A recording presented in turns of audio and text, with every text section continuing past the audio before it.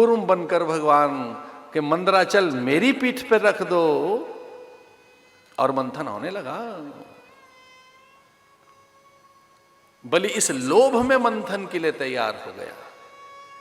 ध्यान रखना, सिर का जो साझे का संयुक्त और जो कलेक्टिव या जो जॉइंट बिजनेस होते हैं ना, उनमें किसी एक की नियत में खोट हो तो कई बार बड़े व्यापार में लाभ नहीं होता ना। किसी एक की नियत में खोट हो, या तो दोनों की नियत में खोट है। देवता कह रहे हैं कि हम भगवान की सहायता से, गुरु की कृपा से, इनकी सहायता से दैत्यों को छल लेंगे। जो कुछ उनके पास है, उनकी संपदा हमारी बन जाएगी, स्वर्ग फिर हम ले लेंगे। अभी स्वर्ग पर उनका अधिकार है, अच्छी वस्तुएं हम लेंगे।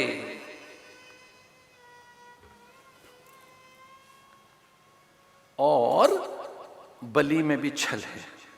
बलि कह रहा है कि हम इनके साथ छल करेंगे, जब अमृत आएगा तो हम ले लेंगे, हम छीन कर चले जाएंगे।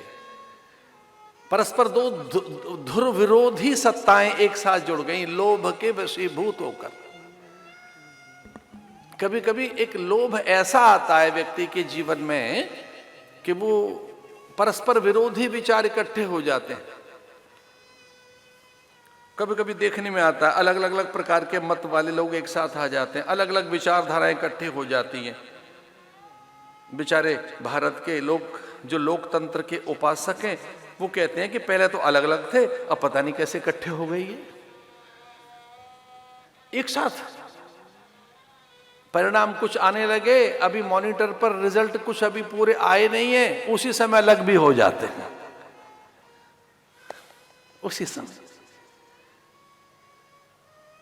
कॉलिएशन, गठबंधन, संयुक्त, न्यूनतम विचार, न्यूनतम कार्यक्रमों पर आधारित कोई एक गठजोड़ करते हैं, इकट्ठे से दिखते हैं, और पता लगा कि अब लाभ नहीं हो रहा है, जो चाहा था वो नहीं मिल रहा है, तो अलग भी हो जाते हैं।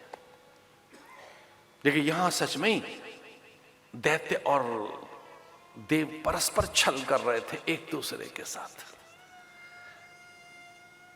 दैत्यों ने अपनी एक योजना बनाई कि जो अच्छा निकलेगा, जो श्रेष्ठ होगा, अपने बल पराक्रम से, शक्ति से हम इनसे छीन लेंगे। और देवता भी छल कर रहे थे। देवताओं को लगा जब देवगुरु बृहस्पति हमारे साथ है, भगवान नारायण ही हमारे साथ हैं, तो जो कुछ अच्छा होगा वो हमें निसंदेह मिलेगा।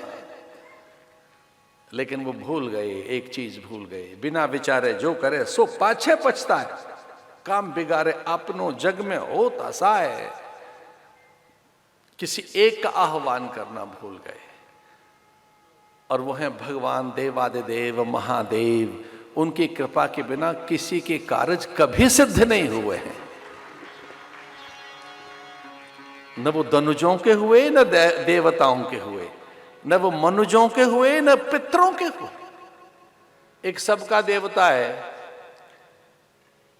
जो भोला भाला है, निश्चल है, निराला है, अनोखा है, आशुतोष है, अवडरदानी है। वो कब याद आए? जब विष निकला। समुद्र मंथन में जब भयंकर विष निकला और विष के कारण सभी दग्ध होने लगे, विष के कारण सब व्याकुल होने लगे, तब उनका ध्यान आया।